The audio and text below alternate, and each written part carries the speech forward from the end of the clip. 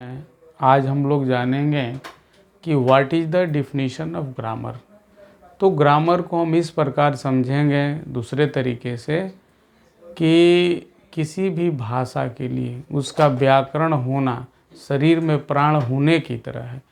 जिस तरह से किसी देश को चलाने के लिए, किसी संस्था को चलाने के लिए, किसी सरकार को चलाने के लिए एक निश्चित विधि संविधान की ज़रूरत होती है, ठीक उसी प्रकार भाषा को शुद्ध लिखने के लिए, पढ़ने के लिए और बोलने के लिए व्याकरण की ज़रूरत होती है। इसके बिना न तो हम शुद्ध लिख सकते हैं, न शुद्ध बोल सकते हैं, न शुद्ध पढ़ सकते हैं।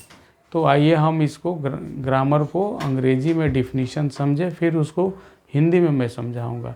तो अभी जो मैं डिफिनीशन देने जा रहा हूँ वो सीनियर क्लास के लिए है कि grammar is a subject that deals with the study of reading, writing and speaking perfectly. Hindi में मैं बता दूं कि व्याकरण वह विद्या है जिसे हमें शुद्ध पढ़ना, लिखना तथा बोलने आता है, उसे हम क्या कहते हैं? ग्रामर कहते हैं। हिंदी में व्याकरण कहते हैं। ठीक है, नीचे मैं उदाहरण से समझाऊंगा। अब थोड़ा जूनियर क्लास के लिए एक डिफिनीशन है छोटा सा, ठीक है ना, कि grammar teaches us how to read, write and speak correctly. यानी व्याकरण हमें शुद्ध बोलने की बात, पढ़ने की और लिखना सिखाती है। उसे ही हम लोग क्या कहते हैं? व्याकरण कहते हैं। अब नीचे कुछ उदाहरण दिए गए हैं समझने के लिए कि व्याकरण के हिसाब से हम कैसे भाषा को शुद्ध लिखते हैं। ठीक है ना। तो पहला एग्जाम्पल है, I am the man of word. I am the man of word का मतलब हुआ कि मैं पक्का आदमी हूँ। ठीक है।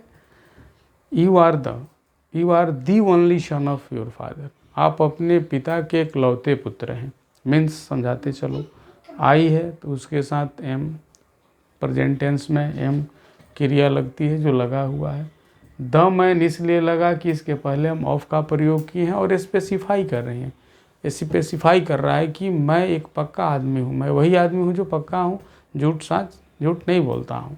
दूसरा है कि you are the only son of your father. तो यू है जो सेकंड पर्सन है और सिंगुलर और प्लूरल दोनों में यूज होता है, लेकिन उसके लिए क्रिया आर ही लगती है। तो यू के साथ आर लग गया। ठीक है ना। अब आते हैं तीसरा example, we are the true citizen of Bharat. यानी हम लोग भारत के सच्चे नागरिक हैं। तो वी प्लूरल है, प्रोनाउन, उसके साथ आर का प्रयोग हुआ है जो ग्रामर के अनुसार है। द ट्रू सिटीजन ऑफ, ये प्रायः देखा जाता है कि जहाँ कहीं भी whenever there is the use of in the both side, either before of और after of, the is used. तो द ऑफ का प्रयोग करते समय हम लोग ऑफ के पहले भी यूज कर देते हैं और बाद में भी यूज करते हैं। तो we are the true citizen of Bharat. चौथा एग्जाम्पल है कि he has been the student of JNU। यानी वह JNU का छात्र रह चुका है। यह वाक्य क्या बता रहा है? ही है, थर्ड पर्सन सिंगुलर नंबर, तो उसके साथ हैज लग गया। और इसको बता रहा है, भूतकाल की बात है कि वह JNU में पढ़ चुका है, JNU का छात्र रह चुका है। तो इसमें जो भी मैकेनिज्म यूज हुआ है ग्रामर का, तो ग्रामर के हिसाब से लिखा गया है और ये एरर फ्री है, यानी जीरो एरर है इसमें। ठीक है। तो स्टूडेंट्स आप ज़रूर इसको समझे होंगे और समझेंगे।